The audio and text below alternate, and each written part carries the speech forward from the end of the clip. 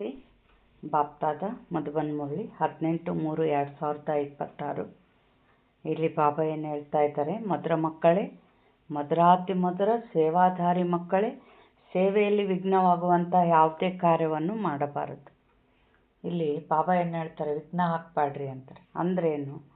ನಾವು ಸಂಘಟನೆಯಲ್ಲಿ ಇದ್ದೀವಿ ಅಂದರೆ ಮಾತುಗಳು, ಸಮಸ್ಯೆಗಳು ಬರೋದೆ, ಲೆಕ್ಕಾಚಾರಗಳು ಇರ್ತವೆ ಬರೋದೆ. ಆಮೇಲೆ ನಿಮಿತ್ತರೊಂದಿಗೂ ಕೂಡ ನಮಗೇನು ಬರ್ತವೆ? ಸಮಸ್ಯೆಗಳು ಬರ್ತವೆ. ಯಾಕೆ ಅಂದರೆ ಅವರು ಒಂದರ ಮೊದಲು ನಾವು ಯಾವ ಜನ್ಮದಲ್ಲಿ ಅವರು ಒಂದು ರಾಜ್ಯದ ರಾಜರಾಗಿರ್ತಾರೆ, ನಾವು ಒಂದು ರಾಜ್ಯದಾಗ ರಾಜರಾಗಿರ್ತೀವಿ, ಅಲ್ಲಿ ಯುದ್ಧ ಮಾಡಿರ್ತೀವಿ, ಲೆಕ್ಕಾಚಾರಗಳಿರ್ತವೆ. ಬ್ರಾಹ್ಮಣರ ಲೆಕ್ಕಾಚಾರಗಳು ಬ್ರಾಹ್ಮಣರಲ್ಲೇ ಚುಕ್ತ ಆಗಬೇಕು. ಅದರಿಂದ ನಾವು ಅಲ್ಲಿ ಏನಾದರೂ ಲೆಕ್ಕಾಚಾರ ಉಳಿಸ್ಕೊಂಬಂದಿದ್ರೆ ಇಲ್ಲಿ ಅವರಿಂದ ನಮಗೆ ಆಗ್ತಿರ್ತವೆ. ಆ ಸಮಸ್ಯೆಗಳು, ಮಾತುಗಳು ಬರ್ತಿರ್ತವೆ. ಆದರೆ ಕೆಲವ್ರು ಏನು ಮಾಡ್ತಾರೆ? ಏನನ್ನ ಪರಿಸ್ಥಿತಿ ಬಂತು ಅಂದರೆ ತಾವು ಬಿಟ್ಬಿಡ್ತಾರೆ, ಜೊತೆಗೆ ಎಲ್ಲರಿಗೂ ಹೇಳ್ಕೊಂತ ಕೊಡ್ತಾರೆ, ಯಾರು ಹೋಗ್ಬೇಡ್ರಿ ಅಲ್ಲಿಗೆ, ಅಲ್ಲಿ ಅದು ಹಂಗ ಅಲ್ಲಿ ಹಿಂಗ ಅಂತೇಳಿ ಹೋಗೋರ್ನು ಕೆಡಿಸ್ತಿರ್ತಾರೆ. ಇದು ಮಹಾಪಾಪ. ಯಾಕೆ ಅಂದರೆ ನಮ್ಮ ಕೈಲೇ ಪುಣ್ಯ ಪಡ್ಕೊಬೇಕಾಗಲಿಲ್ಲ ಅಂದರೂ ಪಾಪನ ಪಡ್ಕೋಬಾರ್ದು. ಇಲ್ಲಿ ನಾವು ಒಬ್ಬರು ನಮ್ಮಿಂದ ಜ್ಞಾನ ಬಿಟ್ಟರು ಅಂದರೆ ಅಲ್ಲಿ ಅವರ 84 ಜನ್ಮದ ಹಣೆ ಬರಕ್ಕೆ ನಾವು ಕಲ್ಲು ಹಾಕಿದಂಗೆ. ಅದಕ್ಕೆ ಆ ಥರದ ತಪ್ಪುಗಳು ಮಾಡಬಾರ್ದು. ಆಮೇಲೆ ಏನೋ ವಿಧ ಸಂಸ್ಕಾರ ಇರ್ತವೆ, ಏನೋ ಕಠಿಣ ಮಾತು ಆಡಿ ಕೆಲವೊಬ್ಬರು ನಮ್ಮ ಮಾತಿನಿಂದ ಬೇಜಾರಾಗಿ ಕ್ಲಾಸ್ ಬಿಟ್ಟಿರ್ತಾರೆ. ಆಗ ನಾವೇನು ಮಾಡಬೇಕು? ಅವ್ರ ಮನೆಗೆ ಹೋಗಿ ಸಾರಿ ಕೇಳಿ ಅವ್ರನ್ನ ಮತ್ತೆ ಕ್ಲಾಸಿಗೆ ಬರೋ ಹಂಗೆ ಮಾಡಬೇಕು. ನಮ್ಮಿಂದ ಯಾರೂ ಭಗವಂತನಿಂದ ವಂಚಿತ ಆಗುವಂಥ ಪಾಪದ ಕೆಲಸ ಆಗಬಾರ್ದು. ಅದಕ್ಕೆ ಬಾಬಾ ಏನು ಹೇಳ್ತಾ ಇದ್ದಾರೆ? ಸೇವೆಯಲ್ಲಿ ವಿಘ್ನ ಆಗುವಂಥ ಯಾವುದೇ ಕಾರ್ಯ ಮಾಡಬೇಡ್ರಿ ಅಂತಾರೆ. ಪ್ರಶ್ನೆ: ಸಂಗಮ ಯುಗದಲ್ಲಿ ನೀವು ಮಕ್ಕಳು ಬಹಳ ಅಕ್ಯುರೇಟ್ ಆಗಬೇಕಾಗಿದೆ. ಯಾರು ಅಕ್ಯುರೇಟ್ ಆಗಲು ಸಾಧ್ಯ? ಉತ್ತರ: ಯಾರು ಸತ್ಯ ತಂದೆಯ ಜೊತೆ ಸದಾ ಸತ್ಯವಾಗಿರುತ್ತಾರೆ, ಒಳಗೊಂದು ಹೊರಗೊಂದು ಇರುವುದಿಲ್ಲವೋ, ಯಾರು ಶಿವ ತಂದೆಯ ವಿನಃ ಅನ್ಯ ಮಾತುಗಳಲ್ಲಿ ಹೋಗುವುದಿಲ್ಲವೋ, ಪ್ರತಿ ಹೆಜ್ಜೆಯಲ್ಲಿ ಶ್ರೀಮತದಂತೆ ನಡೆಯುವರೋ, ಯಾವುದು ತಪ್ಪು ಮಾಡುವುದಿಲ್ಲವೋ ಅವರೇ ಅಕ್ಯುರೇಟ್ ಆಗಿರುತ್ತಾರೆ. ಅಕ್ಯುರೇಟ್ ಅಂದ್ರೇನು? ಪ್ರತಿ ಹೆಜ್ಜೆಯಲ್ಲಿ ಬಾಬನ ಜ್ಞಾನದಂತೆ ಬಾಬಾ ಹೆಂಗೆ ಹೇಳ್ತಾರೋ ಹಂಗೆ ಆಜ್ಞಾಕಾರಿ ಮಕ್ಕಳಾಗಿರ್ಬೇಕು. ಅಂದರೆ ಒಂದು ಶಕ್ತಿ ಬೇಕು. ಆ ಶಕ್ತಿ ಯಾವುದರಿಂದ ಸಿಗ್ತತೆ? ಒಂದು ಶ್ರೀಮತದಂತೆ ನಡೆದಷ್ಟು ಸಿಗ್ತತೆ. ಒಂದು ಸಚ್ಚೆ ದಿಲ್ ಪರ್ ಸಾಹೇಬ್ ರಾಜಿ, ಭಗವಂತನ ಜೊತೆ ಸತ್ಯ ಹೃದಯದಿಂದ ಇದ್ದಷ್ಟು ಬಾಬನ ಶಕ್ತಿ, ಬಾಬನ ಸ್ನೇಹ ಸಿಗ್ತಿರ್ತತೆ. ಆ ಶಕ್ತಿ ಸ್ನೇಹದಿಂದ ಅಕ್ಯುರೇಟ್ ಆಗಿ ನಡೆಯೋಕ್ಕಾಗ್ತತೆ.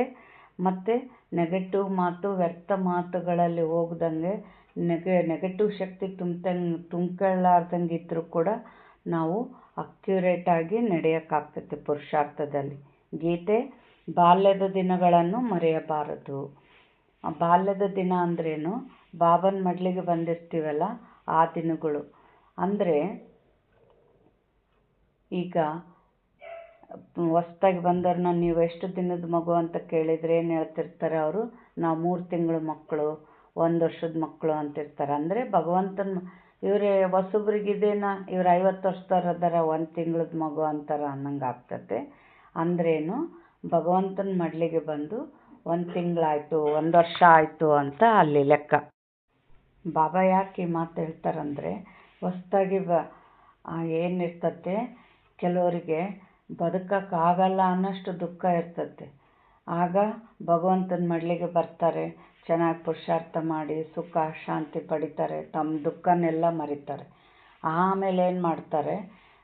ಎಲ್ಲ ಸ್ವಲ್ಪ ದುಃಖ ಕಡಿಮೆ ಆದಮೇಲೆ ಒಂದು ಅಮೃತ ವೇಳೆ ಎದ್ದೇಳ್ಬೇಕಂದ್ರೂ ನೆಪ ಹೇಳ್ತಿರ್ತಾರೆ, ಕ್ಲಾಸಿಗೆ ಬರಬೇಕಂದ್ರೂ ನೆಪ ಹೇಳ್ತಿರ್ತಾರೆ. ಅದಕ್ಕೆ ಪುರುಷಾರ್ಥಕ್ಕೆ ನೆಪ ಹೇಳೋಕ್ಕೆ ಬಾಬಾ ಏನಂತಾರೆ? ಆ ಬಾಲ್ಯದ ದಿನನ ಮರಿಬೇಡ್ರಿ. ಅಂದರೆ ಆ ಕಷ್ಟ ಮತ್ತು ಯಾವ ಜನ್ಮದಾಗ ಯಾವ ಕರ್ಮ ಯಾವಾಗ ಒದ್ಕೊಂಬರ್ತತೆ ಹೇಳಕ್ಕೆ ಬರಲ್ಲ. ಮತ್ತು ನಮಗೆ ಕಷ್ಟಗಳು ಬರಲ್ಲ ಅಂತ ಏನು ಗ್ಯಾರಂಟಿ? ನೀವು ಪುರುಷಾರ್ಥ ಮಾಡೋದು ಕಮ್ಮಿ ಆಯಿತು ಅಂದರೆ ನಿಮ್ಮ ಕರ್ಮಗಳು ಹೆಚ್ಚಾದವು ಅಂದ್ರೆ ಮತ್ತೆ ದುಃಖ ಬರೋದೆ. ಆ ಥರ ದುಃಖ ಬರೋ ಥರ ಮಾಡ್ಕೋಬೇಡ್ರಿ. ಚೆನ್ನಾಗಿ ಪುರುಷಾರ್ಥ ಮಾಡಿ ಆ ಮಾಯೆ ನಿಮಗೆ ಟಚ್ ಮಾಡಲಾರ್ದಂಥ ಪುರುಷಾರ್ಥ ಮಾಡಿರಿ. ಆ ಬಾಲ್ಯದ ದಿನನ ಮರಿಬೇಡ್ರಿ ಅಂತ ಬಾಬಾ ಹೇಳ್ತಾರೆ. ಓಂ ಶಾಂತಿ. ಮಧುರಾತಿ ಮಧುರ ಆತ್ಮಿಕ ಮಕ್ಕಳೇ, ಗೀತೆಯ 2 ಶಬ್ದಗಳನ್ನು ಕೇಳಿದಿರಿ. ಇದಂತೂ ನಿಶ್ಚಯ ಮಾಡಿಕೊಳ್ಳುತ್ತೀರಿ. ಬೇಹದ್ದಿನ ತಂದೆ ಈಗ ಬೇಹದ್ದಿನ ಸುಖದ ಆಸ್ತಿಯನ್ನು ಕೊಡುತ್ತಿದ್ದಾರೆ. ಇಂತಹ ತಂದೆಗೆ ನಾವು ಮಕ್ಕಳಾಗಿದ್ದೇವೆ. ಅಂದ ಮೇಲೆ ತಂದೆಯ ಶ್ರೀಮತದ ಅನುಸಾರವೇ ನಡೆಯಬೇಕಾಗಿದೆ. ಇಲ್ಲವೆಂದರೆ ಏನಾಗುವುದು? ನಾವು ಮಕ್ಕಳಾಗಿದ್ದೇವೆ ಅಂದ ಮೇಲೆ ತಂದೆಯ ಶ್ರೀಮತದ ಅನುಸಾರವೂ ನಡೆಯಬೇಕಾಗಿದೆ. ಈಗೀಗ ನಗುತ್ತಿರುತ್ತೀರಿ. ನಾವು ಮಹಾರಾಜ ಮಹಾರಾಣಿ ಆಗಬೇಕೆಂದು ಹೇಳುತ್ತೀರಿ. ನೀವು ಶ್ರೀಮತದಂತೆ ನಡೆದಷ್ಟು ಖುಷಿಯಾಗಿ ಇರುತ್ತೀರಿ. ಅಥವಾ ಒಂದು ವೇಳೆ ಕೈ ಬಿಟ್ಟರೆ ಮತ್ತೆ ಹೋಗಿ ಸಾಧಾರಣ ಪ್ರಜೆಯಾಗುತ್ತೀರಿ. ಸ್ವರ್ಗದಲ್ಲಂತೂ ಖಂಡಿತ ಬರುತ್ತೀರಿ. ಆದರೆ ಎಲ್ಲರೂ ಸ್ವರ್ಗದಲ್ಲಿ ಬರುತ್ತಾರೆ ಎಂದು ಅಲ್ಲ. ಯಾರು ಸತ್ಯಯುಗ ತ್ರೇತಾಯುಗದಲ್ಲಿ ಬರುವವರಿದ್ದಾರೆಯೋ ಅವರೇ ಈ ಜ್ಞಾನಕ್ಕೆ ಬರುತ್ತಾರೆ. ಸತ್ಯಯುಗ ತ್ರೇತಾಯುಗ ಎರಡನ್ನೂ ಸೇರಿಸಿ ಸ್ವರ್ಗವೆಂದು ಹೇಳಲಾಗುತ್ತದೆ. ಆದರೂ ಯಾರು ಮೊಟ್ಟಮೊದಲು ಹೊಸ ಪ್ರಪಂಚದಲ್ಲಿ ಬರುತ್ತಾರೆಯೋ ಅವರು ಒಳ್ಳೆಯ ಸುಖವನ್ನು ಪಡೆಯುತ್ತಾರೆ. ಬಾಕಿ ಯಾರು ಕೊನೆಯಲ್ಲಿ ಬರುವರೋ ಅವರು ಬಂದು ಜ್ಞಾನವನ್ನು ತೆಗೆದುಕೊಳ್ಳುವುದಿಲ್ಲ. ಅಂದರೆ ಬಾಬಾ ಏನು ಹೇಳ್ತಾ ಇದ್ದಾರೆ?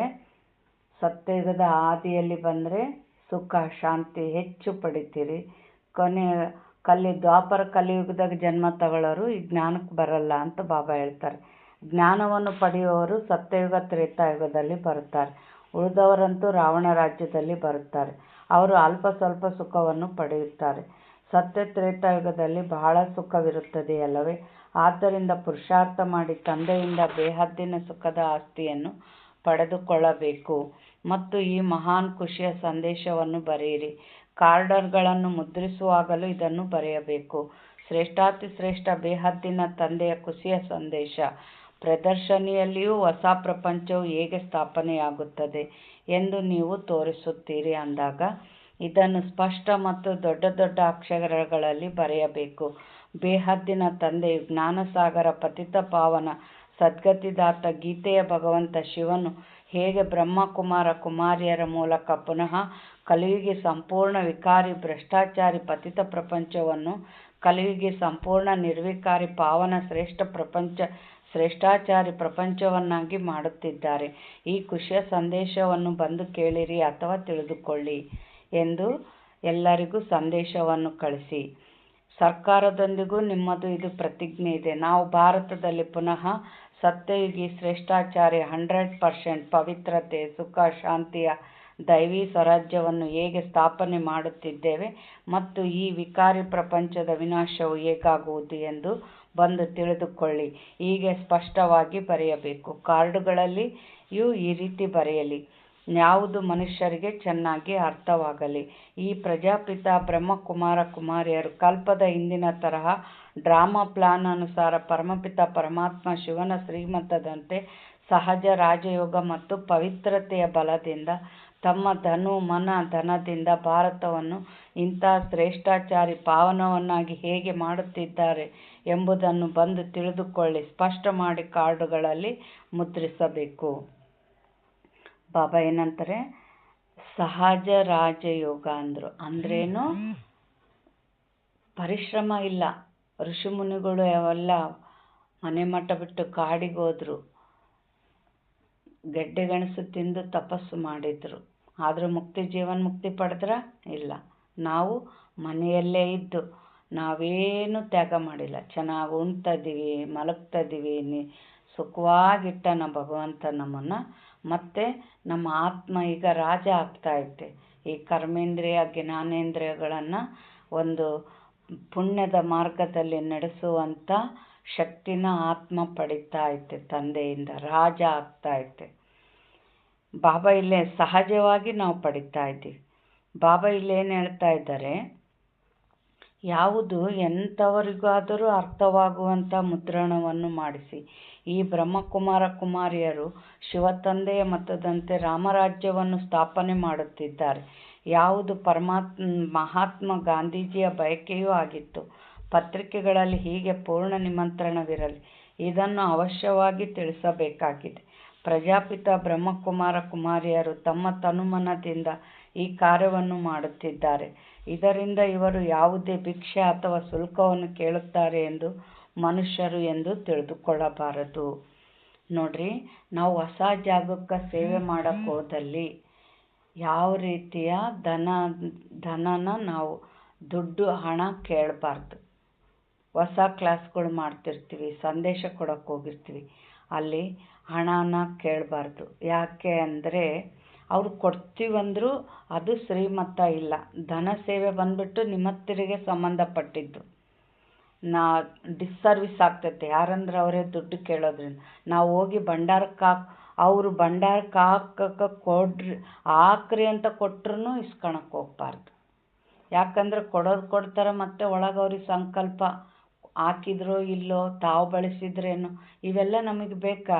ನೀವು ಬರ್ರಿ ಅಲ್ಲಿ ಹಾಕ್ರಿ ಅಂತ ಹೇಳಬೇಕು. ಹಣದ ಜೊತೆಗೆ ನಮ್ಮ ವ್ಯವಹಾರ ಇಟ್ಕೋಬಾರ್ದು. ಹಣನೂ ಬೇಡಬಾರ್ದು ಯಾರಿಂದ.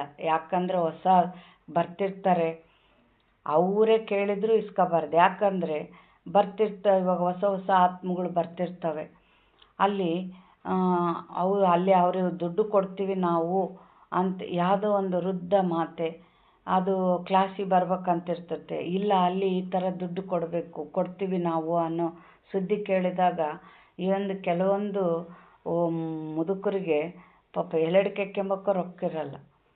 ಇನ್ನು ಎಲ್ಲ ಕೊಡಬೇಕಂದ್ರೆ ಎಲ್ಲಿಂದ ಬರ್ತತೆ?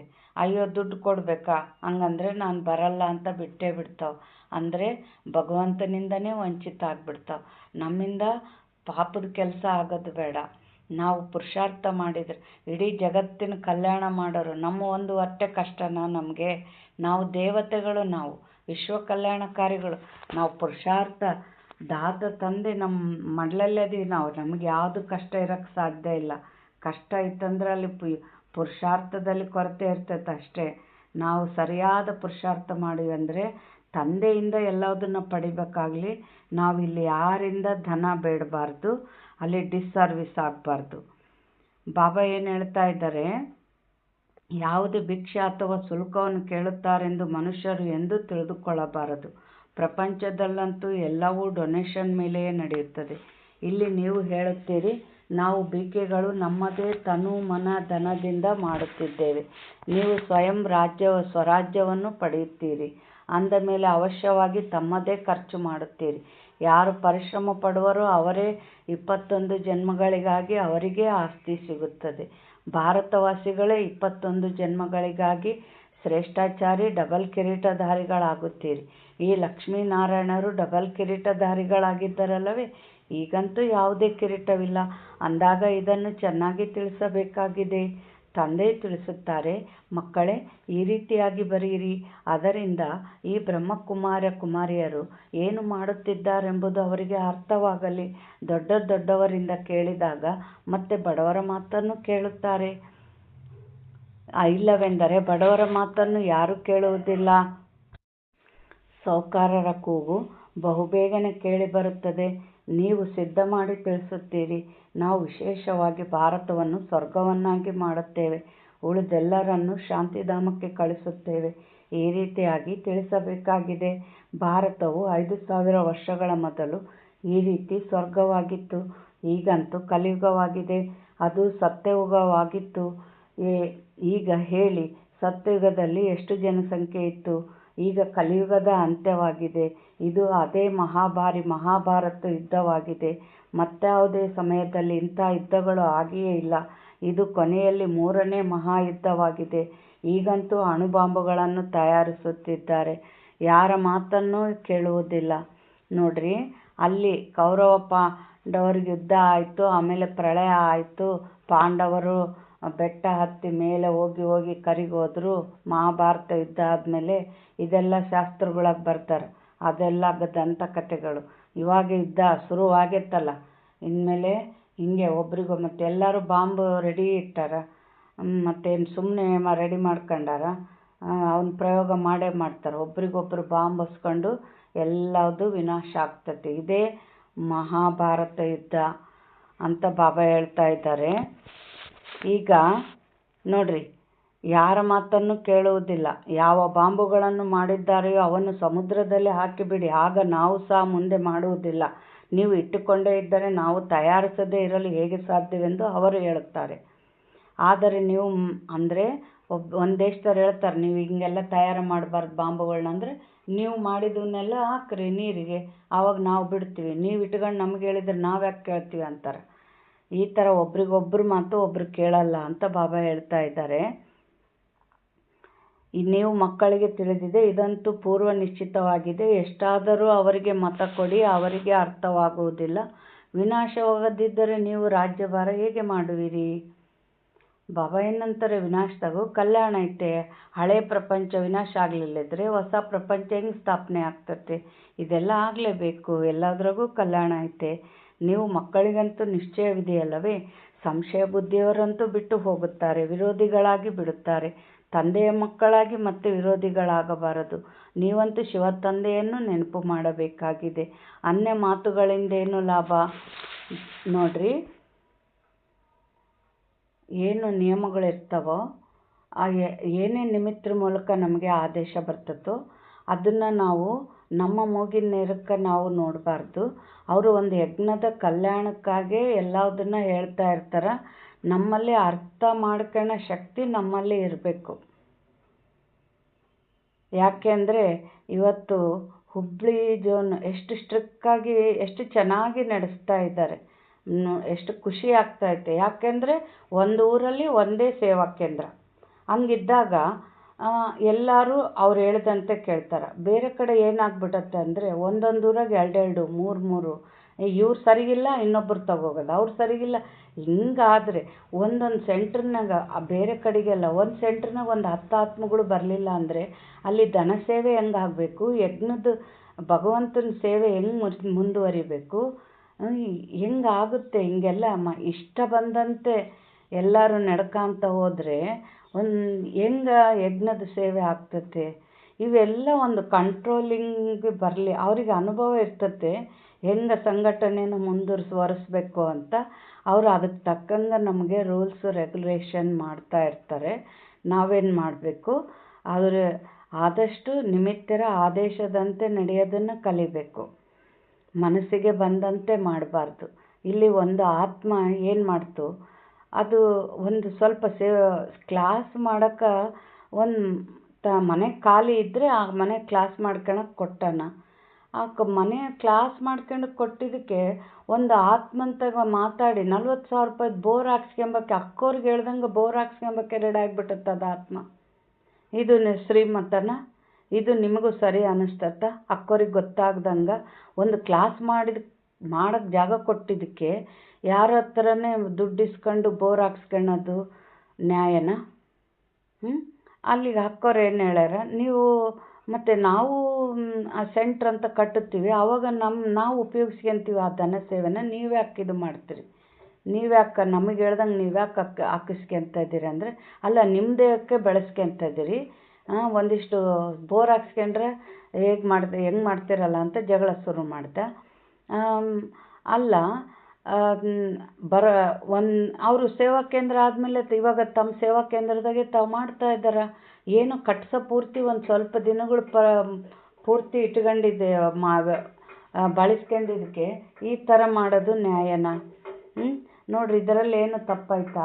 ಆದರೂ ಆ ಆತ್ಮ ಏನು ಮಾಡ್ತಾಯಿತ್ತೆ, ಇವಾಗ ಕ್ಲಾಸ್ ಬಿಟ್ಟು ಶಂಕರ್ ಪಾರ್ಟಿ ಸೇರಿ ಆ ಊರಾಗ ಯಾರೇ ಓಂ ಶಾಂತಿ ಬರಲಿ ಅವ್ರ ಮನೆಗೆ ಹೋಗಿ ಇವ್ರು ಇವ್ರು ಓಂ ಶಾಂತರಂಗ ಹಿಂಗ ಅಂತೇಳಿ ಇಲ್ಲದ್ದೆಲ್ಲ ಸುದ್ದಿ ಹೇಳಿ ಅವರು ಹೋಗೋರ್ನು ಕೂಡ ಹೊಸಬ್ರಿಗೆ ಇನ್ನೂ ಏನೂ ಅನುಭವ ಇರಲ್ಲ. ಏನು ಹೇಳಿದರೂ ಕೇಳ್ತಾರೆ. ಅವ್ರನ್ನ ಹೋಗೋರ್ನು ಬಿಡಿಸ್ಬಿಡ್ತಾನೆ. ಇದು ಎಂತಹ ಮಹಾಪಾಪ ಹೇಳ್ರಿ! ಈ ಥರ ಎಲ್ಲ ಮಾಡಬಾರ್ದು.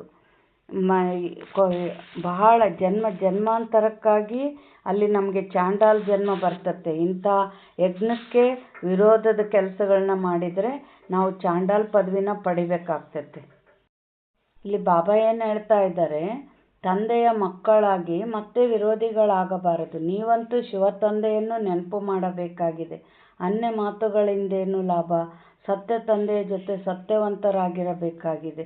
ಒಳಗೊಂದು ಹೊರಗೊಂದು ಇಟ್ಟುಕೊಳ್ಳುತ್ತಾರೆಂದರೆ ಅವರು ತಮ್ಮ ಪದವಿ ಭ್ರಷ್ಟ ಮಾಡಿಕೊಳ್ಳುತ್ತಾರೆ, ತಮ್ಮದೇ ನಷ್ಟ ಮಾಡಿಕೊಳ್ಳುತ್ತಾರೆ. ಕಲ್ಪಾಂತರಕ್ಕಾಗಿ ಎಂದೂ ಶ್ರೇಷ್ಠ ಪದವಿಯನ್ನು ಪಡೆಯಲು ಸಾಧ್ಯವಿಲ್ಲ. ಆದ್ದರಿಂದ ಈ ಸಮಯದಲ್ಲಿ ಬಹಳ ಅಕ್ಯುರೇಟ್ ಆಗಿರಬೇಕಾಗಿದೆ. ಯಾವುದೇ ತಪ್ಪು ಮಾಡಬಾರದು. ಸಾಧ್ಯವಾದಷ್ಟು ಶ್ರೀಮತದಲ್ಲಿರಬೇಕಾಗಿದೆ. ನಿರಂತರ ನೆನಪಂತೂ ಅಂತಿಮದಲ್ಲಿ ಇರುವುದು. ಬಾಬಾ ಏನಂದ್ರು, ಅಕ್ಯುರೇಟ್. ಬಾಬಾ ಹೆಂಗೆ ಹೇಳ್ತಾರೋ ಹಂಗೆ ನಡೀರಿ. ಇಲ್ಲಾಂದರೆ ಒಂದು ಕಲ್ಪ ಅಲ್ಲ, ಕಲ್ಪಾಂತರ ಶ್ರೇಷ್ಠ ಪದವಿಯಿಂದ ವಂಚಿತ ಆಗ್ತೀರಿ ಅಂತಾರೆ ಬಾಬಾ. Drama fix. ಆಮೇಲೆ ನೋಡ್ರಿ, ಅದಕ್ಕೆ ನಾವು ಅಕ್ಯುರೇಟಾಗಿ ಇದನ್ನೆಲ್ಲ ಅರ್ಥ ಮಾಡ್ಕೋಬೇಕಂದ್ರೂ ಯೋಗ ಶಕ್ತಿ ಬೇಕು. ಅದಕ್ಕೆ ಹೆಚ್ಚು ಹೆಚ್ಚು ಬಾಬಾ ನೆನಪು ಮಾಡಿದಾಗ, ನಾವು ತಪ್ಪು ಮಾಡಿದಾಗ ನಾನೇನು ತಪ್ಪು ಮಾಡಿದೆ ಅಂತ ಅರಿವು ಬರ್ತದೆ. ಬಾಬಾ ಟಚ್ ಕೊಡ್ತಾರ, ಕ್ಯಾಚ್ ಮಾಡ್ಕೊಳಕ್ಕಾಗಲಿ ನಮಗೆ ಶಕ್ತಿ ಇರಬೇಕು ಆತ್ಮದಾಗ. ಇಲ್ಲ ನನ್ನ ಬುದ್ಧಿ ಪಾವನ ಆಗಿಲ್ಲ, ಇನ್ನೂ ಪತಿತನೇ ಐತೆ ಅಂದರೆ ಅಲ್ಲಿ ಜ್ಞಾನದ ಮಾತು ಕೂಡ ಬುದ್ಧಿಯಲ್ಲಿ ಬರಲ್ಲ. ನಾವು ಮಾಡಿದ್ದೇ ಸರಿ ಅಂತಲೇ ನಾವು ಮುಂದುವರಿತಾ ಹೋಗ್ತೀವಿ, ಶ್ರೇಷ್ಠ ಪದವಿಯಿಂದ ವಂಚಿತರಾಗ್ತೀವಿ. ಅದಕ್ಕೆ ಬಾಬಾ ನೋಡ್ರಿ ಎಷ್ಟು ಇನ್ನೊಂದು ಸಲ ಹೇಳ್ತೀನಿ ನೋಡ್ರಿ, ತಂದೆಯ ಮಕ್ಕಳಾಗಿ ಮತ್ತೆ ವಿರೋಧಿಗಳಾಗಬಾರದು. ಅನ್ಯ ಮಾತುಗಳಿಂದೇನು ಲಾಭ? ಸತ್ಯ ತಂದೆಯ ಜೊತೆ ಸತ್ಯವಂತರಾಗಿರಬೇಕು. ಒಳಗೊಂದು ಹೊರಗೊಂದು ಇಟ್ಟುಕೊಳ್ಳುತ್ತಾರೆಂದರೆ ಅವರು ತಮ್ಮ ಪದವಿ ಭ್ರಷ್ಟ ಮಾಡಿಕೊಳ್ಳುತ್ತಾರೆ, ತಮ್ಮದೇ ನಷ್ಟ ಮಾಡಿಕೊಳ್ಳುತ್ತಾರೆ. ಕಲ್ಪಾಂತರಕ್ಕಾಗಿ ಎಂದೂ ಶ್ರೇಷ್ಠ ಪದವಿಯನ್ನು ಪಡೆಯಲು ಸಾಧ್ಯವಿಲ್ಲ. ಆದಷ್ಟು ಶ್ರೀಮತದಲ್ಲಿರಬೇಕಾಗಿದೆ. ನೋಡ್ರಿ, ಬಾಬಾ ಇದನ್ನು ಒತ್ತಿ ಹೇಳ್ತಾ ಇದ್ದಾರೆ ಬಾಬಾ. ಈಗ ಒಬ್ಬ ತಂದೆ ವಿನಃ ಮತ್ಯಾರ ನೆನಪು ಇರಬಾರದು. ಅಂತ್ಯಕಾಲದಲ್ಲಿ ಯಾರು ಸ್ತ್ರೀಯ ಸ್ಮರಣೆ ಮಾಡಿದರೋ ಅವರು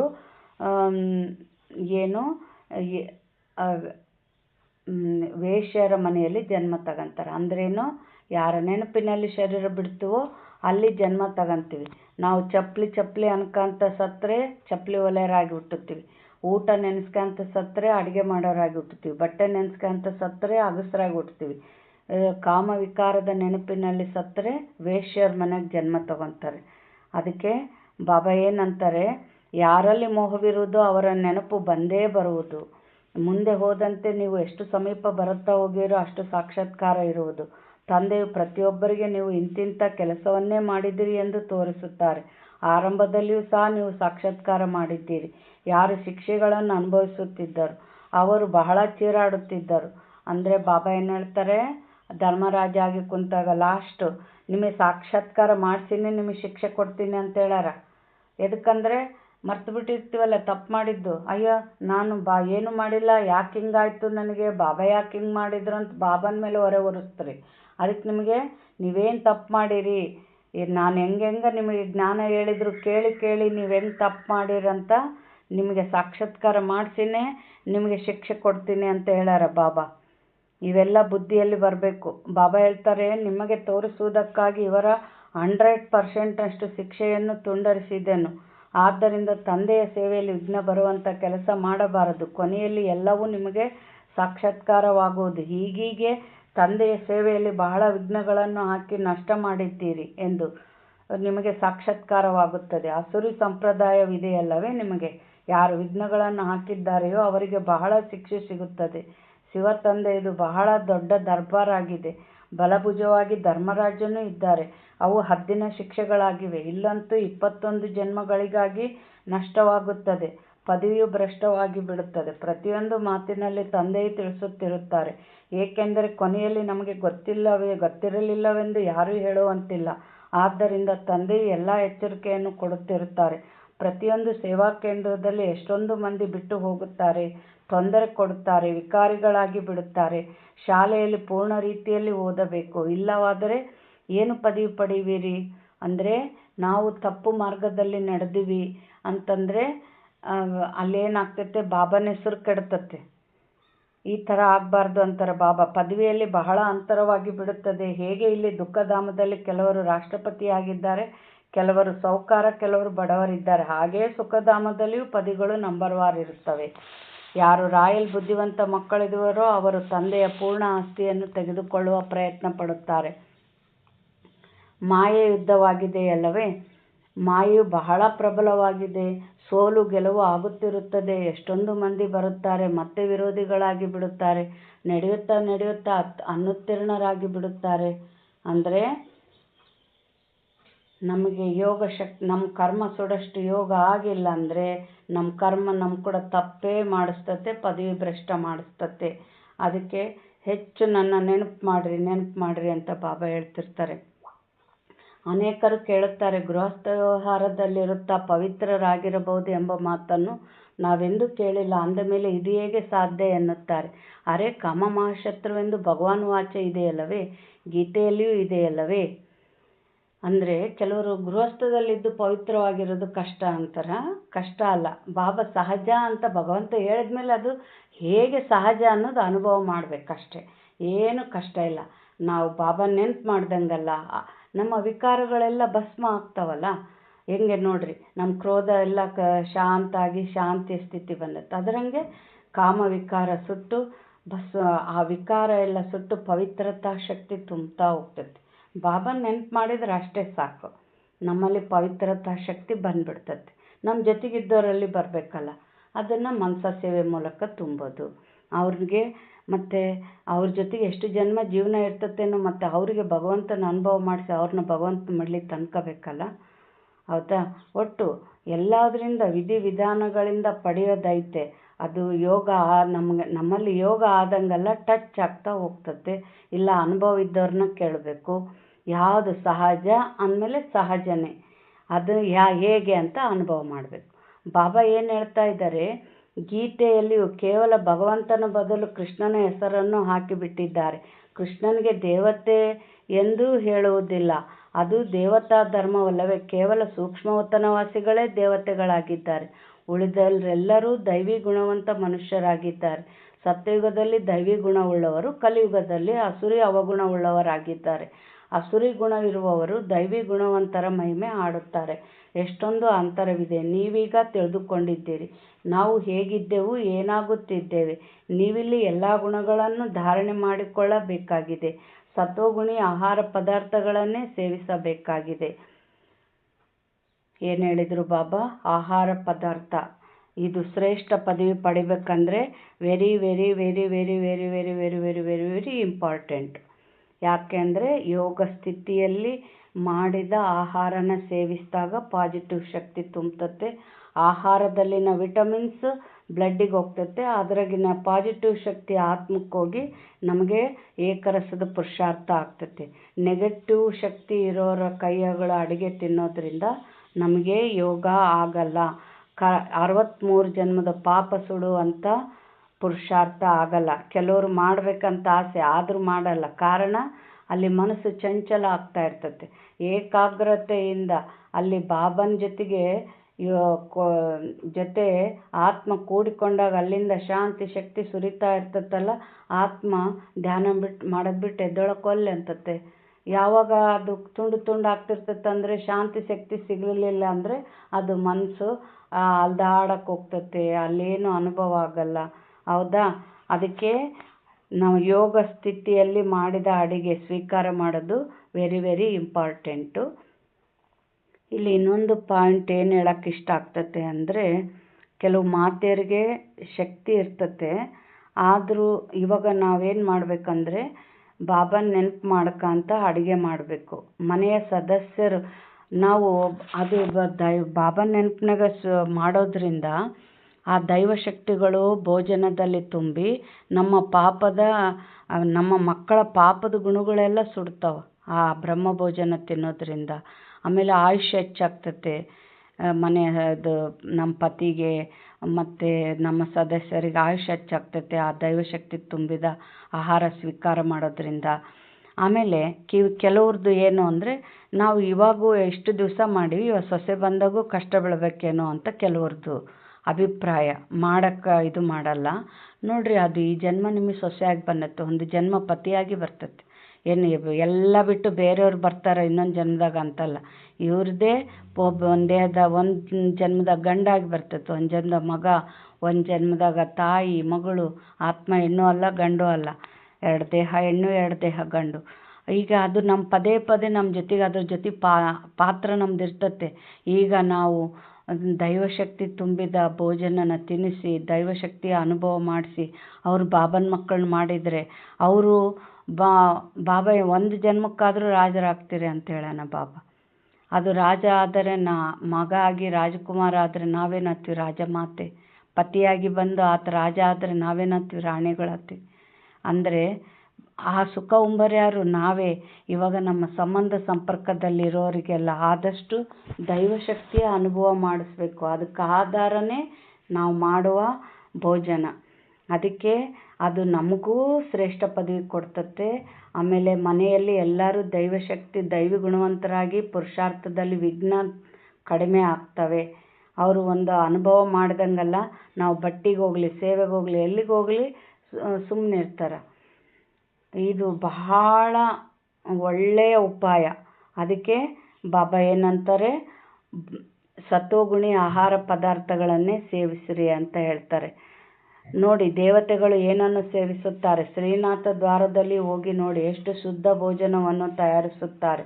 ಅಲ್ಲಿರುವವರೇ ವೈಷ್ಣವರು. ಮತ್ತು ಜಗನ್ನಾಥಪುರಿಯಲ್ಲಿ ಹೋಗಿ ನೋಡಿ, ಏನು ಸಿಗುತ್ತದೆ? ಕೇವಲ ಅನ್ನ. ಅಲ್ಲಿ ವಾಮ ಮಾರ್ಗದ ಬಹಳ ಕೊಳಕು ಚಿತ್ರಗಳಿವೆ.